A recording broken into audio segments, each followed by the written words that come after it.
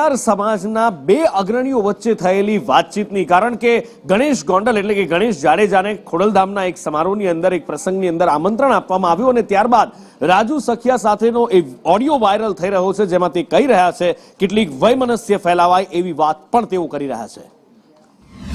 પણ એક દુઃખ થયું ભાઈ, ખોડલધામના નામ ઉપર તમે કાર્યક્રમ કરો ને ગણેશ આવે તો આપણે રાજુભાઈ નથી કહેતા, અમે કહેતા નથી તો આયોજન તમારું હોય તો ન જ આવવો જોઈએ ને. ખોડલધામ જયારે નિર્માણ થતું હતું ને 2011 તમે હું બે થેલી લઈને રખડતા હતા, 100%. બરાબર છે. તેથી આજ ભાજપ વાળા કહેતા હતા કે નરેશ પટેલ કોંગ્રેસ પ્રેરિત છે અને આ ખોડલધામ કોંગ્રેસ વાળા બનાવે છે, આવું કહેતા હતા. આજ ભાજપ વાળા અટાણે એને કબજો લઈ લીધો તમારો હોત ભેગો, અને ભેગો નરેશ પટેલ નો લેવાઈ ગયો છે.